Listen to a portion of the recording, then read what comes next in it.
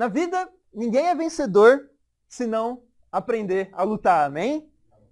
E, por exemplo, se você quiser passar num vestibular, você tem que ralar muito, você tem que estudar bastante. Se quiser passar num concurso, tem que estudar bastante para aquele concurso. Se você quiser fazer uma viagem de férias no fim de ano, né, quer para Arraial do Cabo, você quer ir para o Nordeste, você quer ir para Porto Seguro, você quer viajar pelo mundo, você precisa lutar durante o ano para economizar, verdade? Se você quiser namorar, casar no reino, amém? Você precisa conquistar a pessoa, amém? Não é tudo não vem de graça, você precisa lutar, você precisa se esforçar.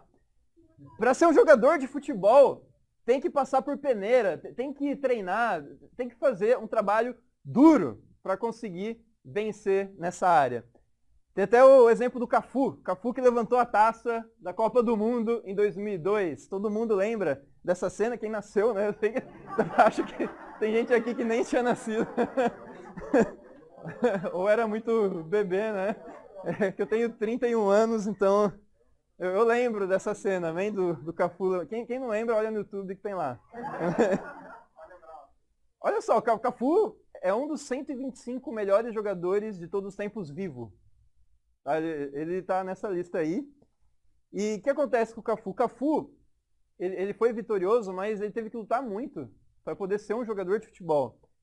Ele é lateral direito, mas sabe quantas peneiras ele teve que passar para poder ser um jogador? Ele passou por 9 peneiras e foi reprovado em 8 delas. Só na 9ª que ele foi admitido no time do São Paulo. Ele tentou vários times, mas só na 9ª vez ele conseguiu passar na peneira. Então você vê que ele lutou muito, se esforçou, apanhou, errou, falhou, mas com a perseverança e o talento que ele tem, ele conseguiu ser um jogador. E na vida cristã é a mesma coisa. Para a gente conseguir chegar no céu um dia, nós precisamos lutar e trabalhar duro, amém? Temos que lutar com Deus. E esse é o título de hoje. Lutando com Deus. Vamos para uma escritura que está em Gênesis capítulo 32, versículo 9. A gente vai ver Jacó lutando com Deus, literalmente. Vamos aprender alguns insights aqui.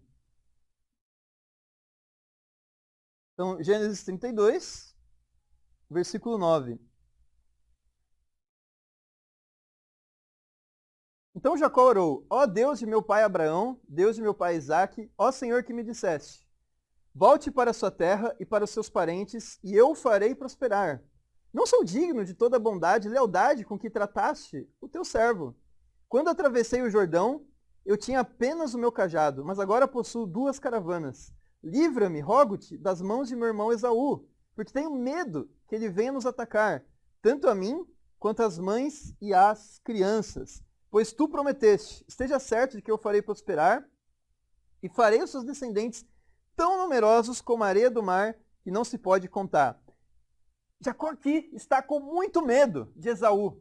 O que aconteceu? Se olhar o contexto.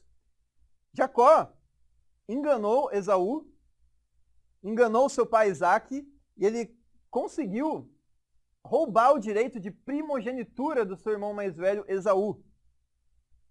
Então, Jacó ganhou esse direito por meio de práticas ilícitas. O pai dele estava cego e ele forjou, a voz do seu irmão e acabou conseguindo enganar o seu pai. Seu pai deu a bênção trocada. Então, Esaú ficou muito bravo com isso, ficou indignado. E aí Esaú foi com 400 homens ao encontro de Jacó. Então você pode imaginar como Jacó estava com medo nessa situação. E aí ele ora a Deus. Ele ora, luta espiritualmente para conseguir mudar o seu coração, porque Deus tinha prometido que por meio dele, Deus faria prosperar os seus descendentes, que seriam tão numerosos como a areia do mar, que não se pode contar. Amém? E aí vamos ver o que acontece depois dessa oração. Como Deus responde a oração. Como Deus fortalece Jacó e muda o caráter medroso dele para um caráter vencedor. Versículo 22. Naquela noite, Jacó levantou-se, tomou suas 2 mulheres, suas 2 servas e seus 11 filhos para atravessar o lugar de passagem do Jaboque. Depois de havê-los feito passar o ribeiro, fez passar também tudo o que possuía. E Jacó ficou sozinho. Então veio um homem que se pôs a lutar com ele até o amanhecer. Quando o homem viu que não poderia dominá-lo, tocou na articulação da coxa de Jacó, de forma que lhe deslocou a coxa, enquanto lutavam. Então o homem disse, deixe-me ir, pois o dia já desponta. Mas Jacó lhe respondeu, não te deixarei ir, a não ser que me abençoes. O homem lhe perguntou, qual é o seu nome? Jacó, respondeu ele. Então disse o homem, seu nome não será mais Jacó, mas sim Israel, porque você lutou com Deus e com os homens e venceu. Prosseguiu Jacó, peço-te que digas o teu nome. Mas ele respondeu, por que pergunta o meu nome? E o abençoou ali. Jacó chamou aquele lugar Peniel, pois disse, vi a Deus face a face, e todavia minha vida foi poupada. Ao nascer do sol, atravessou o Peniel, mancando por causa da coxa. Por isso, até o dia de hoje, os israelitas não comem o músculo ligado à articulação do quadril, porque nesse músculo Jacó foi ferido. Então, nós vimos que Jacó estava com medo de Esaú, e aí ele estava lá no canto dele, estava pronto para dormir, mas aí veio um homem aleatório, do nada, né, stalkeando o Jacó. Ele chegou ali e começou a lutar com ele. E Jacó ficou a madrugada inteira lutando com esse homem, até o sol amanhecer. E aqui fala que o próprio Deus estava lutando com Jacó. Então Jacó luta com Deus até o sol raiar. E no fim, Jacó pede a bênção para esse homem. Talvez ele chegue à conclusão que ele era sobrenatural, porque ele não queria desistir de jeito nenhum. E aí ele pede a bênção antes de se despedir. E aí esse homem, ele toca na coxa de Jacó, de tal forma que ele sai mancando. Fica com essa ferida. E o homem muda o nome de Jacó para Israel. A palavra Jacó significa traiçoeiro, né? Aquele que agarra o calcanhar, aquele que puxa o calcanhar. Porque literalmente, quando Jacó nasceu, ele estava agarrado no calcanhar de Esaú. Mas ainda assim, isso é uma metáfora para traição. E foi o que ele fez mesmo. Ele foi trapaceiro com o seu irmão. Ele roubou seu direito de primogenitura. Então, o nome Jacó dizia muito sobre o caráter dele. E aí o homem, que é Deus, fala assim, agora você será chamado Israel. Israel significa ele lutou com Deus, amém? Lutou com Deus e venceu. Então, aí ele saiu mancando, foi para o encontro de Esaú. Se você olhar a continuação, dá tudo certo, Esaú não faz nada com ele, amém? Mas a gente pode aprender várias coisas aqui. Primeiro, vamos entender o que significa essa luta. Será que foi uma luta simbólica? Será que foi uma metáfora que a gente encontrou aqui? Será que ele estava lutando em oração? Ou ele literalmente estava lutando fisicamente? O que você acha? Vamos ali para Oséias. É legal que a Bíblia se completa e se explica. Oséias capítulo 12, do 2 ao 5, para ver o esclarecimento.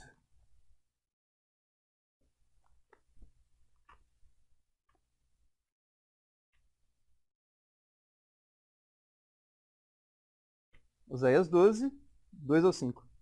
O Senhor tem uma acusação contra Judá e vai castigar Jacó, de acordo com seus caminhos. De acordo com as suas ações, lhe retribuirá. No ventre da mãe, segurou o calcanhar de seu irmão. Como homem, lutou com Deus. Ele lutou com o anjo e saiu vencedor. Chorou e implorou o seu favor. Em Betel, encontrou a Deus, que ali conversou com ele. Sim, o próprio Senhor, o Deus dos exércitos. Senhor é o nome pelo qual ficou famoso. Uau, aqui a gente tem um insight, a gente descobre finalmente se essa luta foi simbólica, literal, se foi Deus ou se foi alguém enviado por Deus. E a resposta é que sim, foi uma luta literal, amém? Deus chegou lá e lutou com ele, mas por meio de um anjo. Esse anjo é o anjo do Senhor com A maiúsculo, que possivelmente é Jesus pré-encarnado, amém? E essa luta, a gente vai falar mais um pouco sobre ela, não foi uma luta contra Deus, foi uma luta com Deus, amém? Então nós temos 3 pontos hoje sobre essa luta. Então vai ser o seguinte, lutando com Deus até o sol raiar, lutando com Deus até mudar o seu nome e lutando com Deus até sair mancando, amém? Esses são os 3 pontos de hoje. Primeiro ponto, até o sol raiar. Jacó aqui, lutando com Deus, ele precisou lutar fisicamente, mas ele teve uma luta espiritual para mudar o seu coração. Ele estava com medo. Ele precisava transformar esse medo em coragem. Enfim, ele precisava transformar o seu caráter. Esse é o tema que a gente vai estudar aqui, é sobre transformação do caráter. E Deus, ele não era como um adversário. Deus era como um treinador, amém? Então por isso que fala que Jacó lutou com Deus e não contra a Deus. Deus não era um inimigo ali. É que nem o filme do Creed, né? A continuação do Rocky Balboa. O Rocky Balboa se tornou o treinador do Adonis Creed, amém? E ele preparava ele para as lutas, e para isso ele tinha que bater no Creed, ele tinha que ensinar ele as técnicas, os golpes, e ele tinha que se machucar para poder ser treinado. E assim é Deus conosco, amém? Quando a gente está com um problema, a gente está com medos, a gente ora a Deus para que Deus atenda uma oração nossa para mudar nosso caráter. O que acontece? Nós precisamos lutar com Deus até o sol raiar, amém? Mas muitas vezes a gente está lutando com Deus em oração, mas a gente não sabe muito bem, trata Deus como adversário, né? Parte para agressão, né? Você fica com raiva de Deus.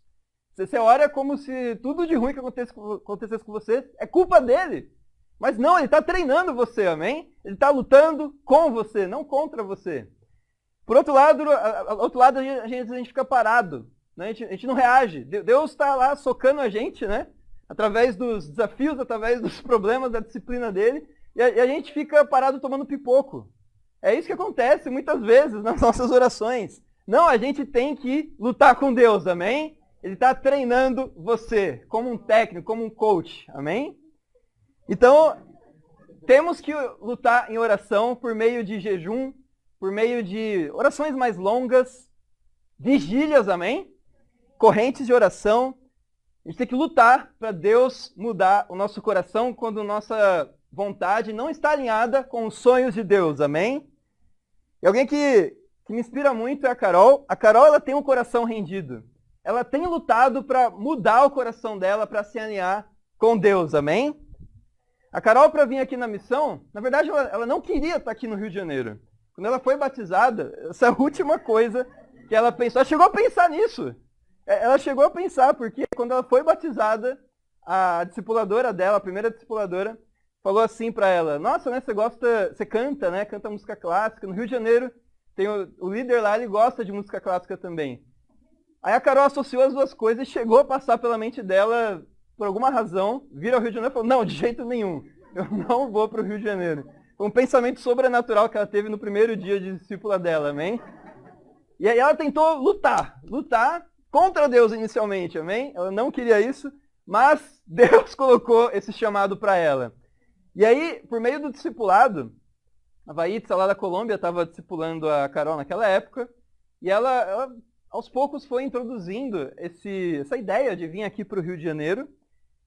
E a Carol, ela foi entendendo a soberania de Deus, e por meio do relacionamento dela com Deus, por meio das orações, ela finalmente foi aceitando o desafio de vir aqui para o Rio, e ela chegou a tal ponto de renunciar à carreira dela.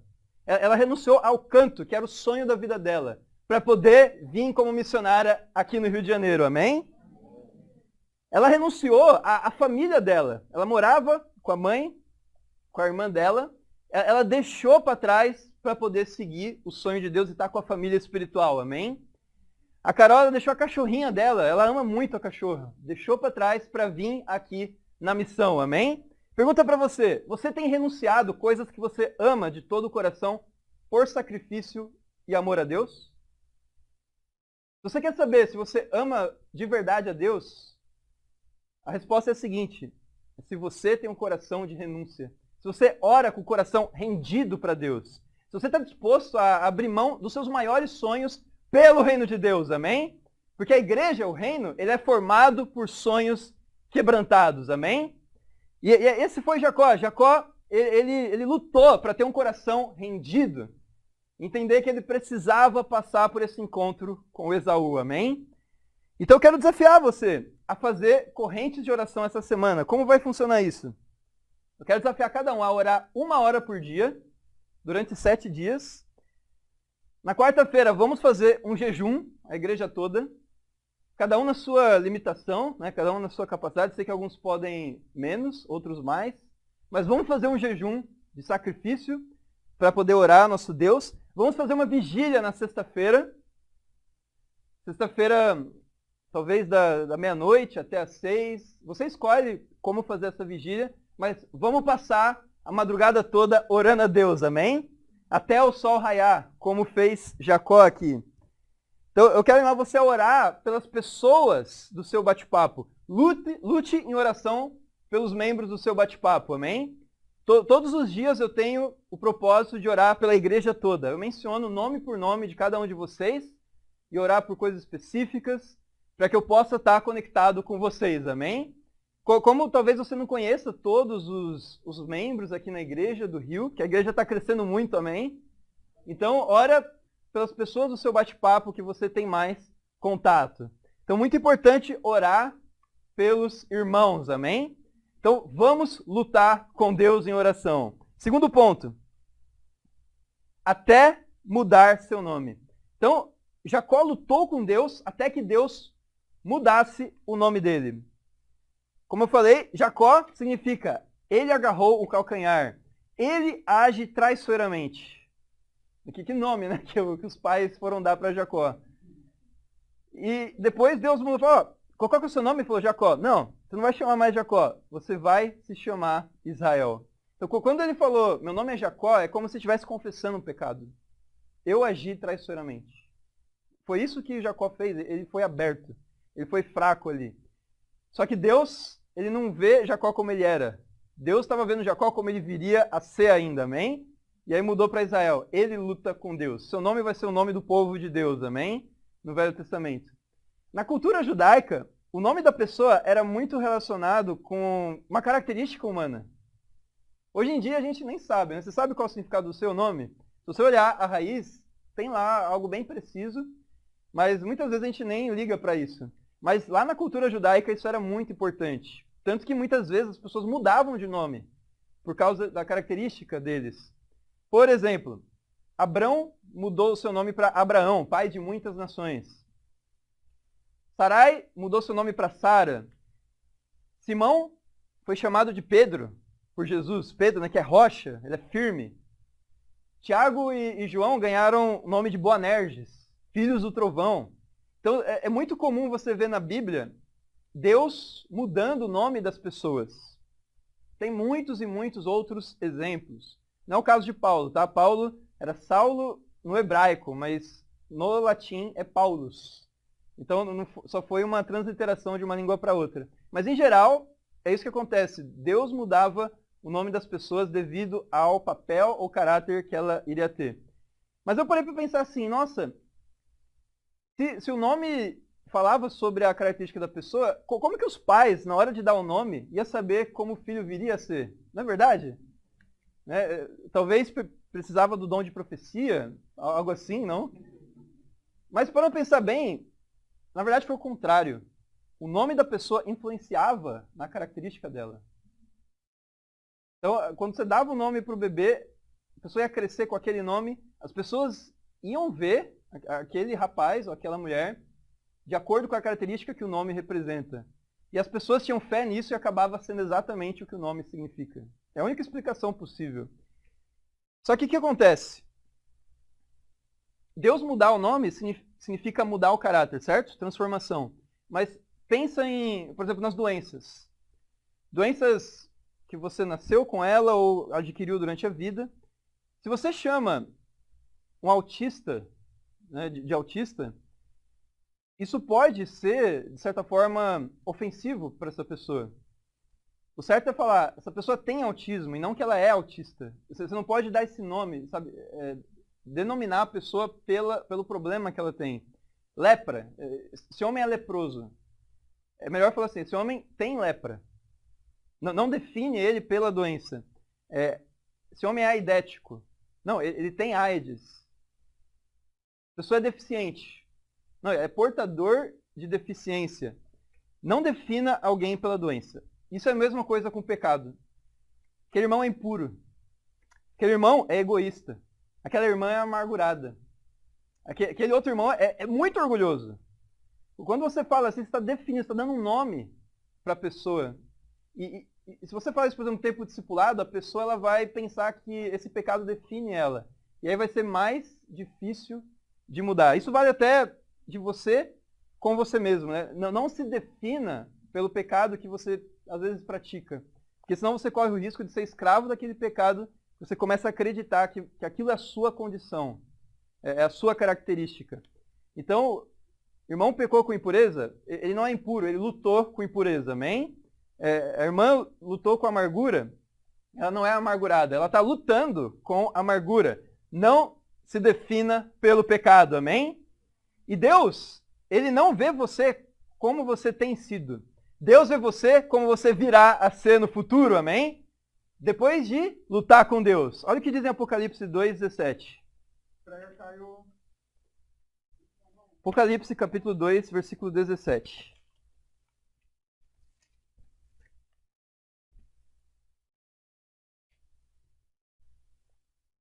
Aquele que tem ouvidos, ouça o que o Espírito diz às igrejas. Ao vencedor darei do maná escondido. Também lhe darei uma pedra branca com um novo nome nela inscrito, conhecido apenas por aquele que o recebe. A Bíblia fala aqui que Deus, ele quer dar um nome pra gente. Então imagina só, quando a gente morrer e ir para o céu, nós vamos ter novos nomes, amém? E o seu nome vai estar associado, não com o seu pecado, mas com as suas virtudes, amém? Então imagina só, Pedro, vamos dar o nome dele, Pedro o Zeloso. Tem um nome aí na língua, né, de Deus, que significa o zeloso. Imagina só, a Rosa, né? Aquela que tem fé além das fronteiras. Imagina Deus dar esse nome, não? Valdemar o Manso. Dawson, aquele que persevera muito tempo na fé, amém? Então, qual é o nome que Deus vai te dar nessa pedra branca?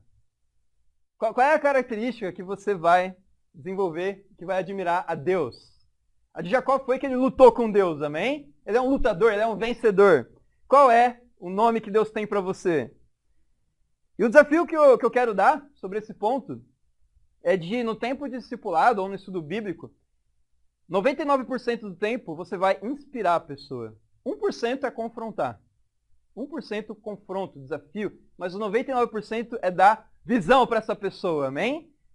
Fazer ela enxergar como ela virá a ser. Abraão e Sara eram estéreis, eles não podiam ter filho.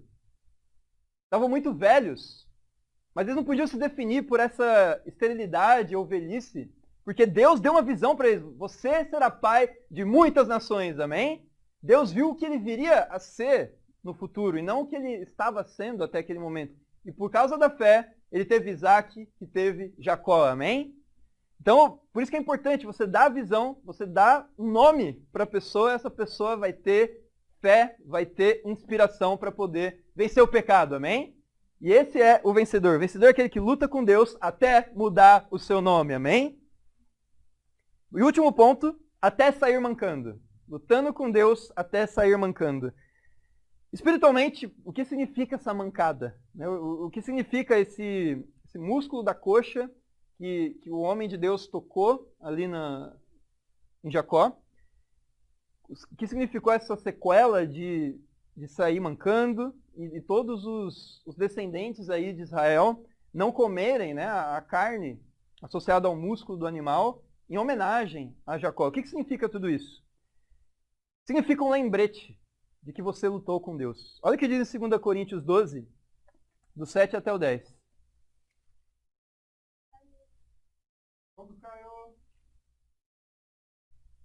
Vamos entender essa coxa ferida de Jacó. Por que a coxa?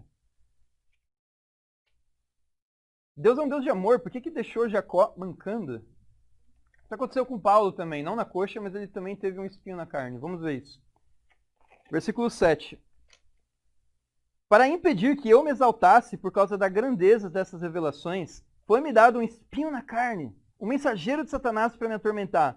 3 vezes roguei ao Senhor que o tirasse de mim. Mas ele me disse, minha graça é suficiente para você, pois o meu poder se aperfeiçoa na fraqueza. Portanto, eu me gloriarei ainda mais alegremente em minhas fraquezas, para que o poder de Cristo repouse sobre mim. Por isso, por amor de Cristo, regozijo-me nas fraquezas, nos insultos, nas necessidades, nas perseguições, nas angústias. Pois quando sou fraco é que sou forte. Essa escritura aqui é muito incrível, amém? A gente lê, fica com dúvidas, mas fica inspirado, amém? O que acontece aqui, a gente vê um princípio da Bíblia. Toda transformação deixa uma marca. Toda transformação deixa uma sequela.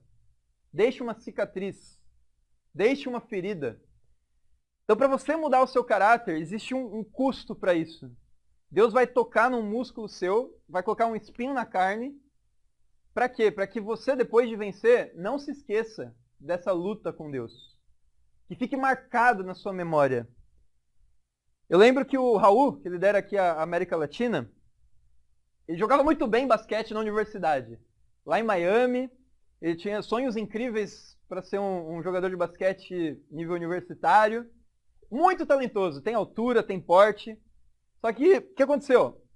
Depois de um desses jogos universitários, convidaram ele para estudar a Bíblia e ele virou um discípulo, amém? E aí ele lutava muito com certos pecados relacionados ao orgulho, etc. E o que aconteceu? Ele veio para a missão aqui no Brasil, em São Paulo, há mais ou menos 9 anos atrás já. A igreja começou aqui no Brasil, né, há 9 anos atrás. E ele, no primeiro ano, ou segundo, não lembro bem qual dos dois, ele estava brincando de basquete com irmãos. E aí o que aconteceu? Ele rompeu o menisco aqui do joelho. E esse é o pior lugar onde se quebra o joelho. Foi terrível a dor, ele teve que fazer um procedimento cirúrgico. E o ponto é que ele não pode mais jogar basquete. Ele não pode praticar esportes que envolvam correr. E até hoje dói, até hoje ele tem que fazer acompanhamento. Mas ele está grato que ele pode andar, amém? Deus colocou essa limitação no Raul. Por quê? Por amor ao Raul. Porque Raul está lutando com Deus, lutando para vencer os pecados. E quando ele sente dor, ele lembra dos pecados antigos, para ele não voltar a praticá-los, amém? E por isso, nessa fraqueza, Raul descobriu a sua fortaleza, amém? Então, por isso que Paulo fala, você é forte quando você é fraco. Porque a graça de Deus, o valor da cruz de Cristo é suficiente para você. Você não precisa de mais nada. O poder de Deus se aperfeiçoa na sua fraqueza. Porque quanto mais fraco você é, mais espaço você dá para Deus agir, amém? Aconteceu comigo também. Assim como o Jacó, eu estava com um certo medo na época do culto inaugural do Rio de Janeiro, que foi em 2017. E também eu estava crescendo em amizade com a Carol, estava prestes a pedir ela em namoro, tudo na mesma época. O que aconteceu? Obviamente, Deus colocou espinhos na carne para me humilhar, amém? E quais foram esses espinhos? Eu quebrei literalmente meu pé direito, né? Fiquei um mês engessado. A Jéssica lembra, a Jéssica já era batizada, Pedro também. Então eu tive que ficar imóvel lá no apartamento, né, sendo ajudado pelos irmãos, e não podia fazer nada, não podia andar para qualquer lugar, e era difícil para tomar banho, era difícil para fazer qualquer atividade. E imagina pregar, né? Então eu ia para o culto de Uber, pregava sentado, era uma loucura. E fora isso, dias antes do culto inaugural, dias antes do pedido de namoro, Deus colocou uma infecção urinária terrível. Foi uma das dores mais incríveis que eu já senti. Mas eu entendi, nossa, obrigado Deus. Deus estava me amando, amém? Deus deixou minha coxa mancando, né, como o Jacó aqui. Deus fez isso para que eu lembrasse sempre dessa lição, para eu não me orgulhar, para eu ser humilde e ser como Paulo, amém? Ser como Jacó, que luta com Deus e vence não pela capacidade, pela habilidade, mas pela fraqueza, pela honestidade, pela confissão de pecados, né? Quando Jacó foi questionado por Deus o nome dele, ele confessou seu pecado. Eu sou traiçoeiro. Essa foi a fraqueza de Jacó, mas virou a fortaleza dele porque ele venceu, amém?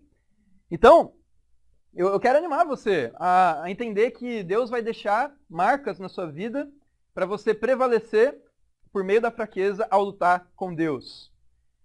Então, ao lutar com Deus, Jacó não prevaleceu por sua força, capacidade ou qualquer habilidade.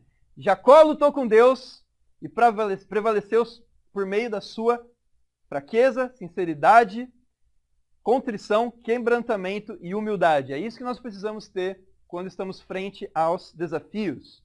Então, irmãos, lutando com Deus em oração, Ele vai capacitar a gente para fazer a sua vontade, amém? Mas você precisa entender isso. Vai ter uma cicatriz, vai ter uma ferida, um trauma, alguma coisa que vai remeter ao passado. Isso acontece porque Deus quer lembrar você que Ele deixou você como remanescente na fé, amém? Então, todos os dias, nós estamos perseverando na fé diante dos desafios. Ninguém está sem problemas, ninguém está sem dificuldades, ninguém está sem desafios. Eles existem e vão continuar existindo para o nosso bem, para o nosso aprendizado. Então, isso aconteceu com o Mike Tyson, né? Não sei se vocês lembram. Vocês não tinham nascido, né? Vocês não tinham nascido. A maioria. Eu nem lembro direito que eu era muito pequenininho, mas o Mike Tyson é um lutador de boxe muito famoso. E ele teve uma luta, assim, muito famosa com Evander Holyfield, né? Outro grande pugilista. E aí o que aconteceu? O Mike Tyson, ele foi lá e ele comeu a orelha do Evander Holyfield. Você já ouviu falar disso? Fizeram até chocolate com a orelha cortada. Ficou muito famosa essa luta. O ponto é, ninguém nunca vai esquecer essa luta. Principalmente o Holyfield. Que tá com a orelha comida, né? Com prótese, sei lá o que aconteceu. Mas ele sempre vai lembrar dessa luta. Então é mais ou menos isso que Deus faz. Deus deixa marcas na gente, tá? Deus ele deixa cicatriz, sequelas, pra gente sempre lembrar quando a gente lutou com Deus, amém? E a gente não cai mais no pecado, assim. Então, 3 pontos hoje, vamos resumir aqui. Primeiro, lutando com Deus até o sol raiar. Jacó lutou com Deus de madrugada, até o dia amanhecer, até a aurora. E nós também, nós precisamos lutar em oração longa, né? A gente tem que ficar muito tempo orando. Eu quero dar o desafio de 1 hora por dia, amém? Vamos fazer vigília sexta e jejum na quarta. Segundo ponto, lutando com Deus até sair, até mudar seu nome. Jacó mudou seu nome para Israel. Deus fez essa mudança de nome, por quê? Porque Deus estava mudando o caráter de Jacó. De alguém que era traidor para alguém que lutava com Deus, amém? Então Deus não define você pelo seu pecado. Deus define você pela visão que Ele tem no futuro, amém? Pelo propósito que Ele tem para a sua vida.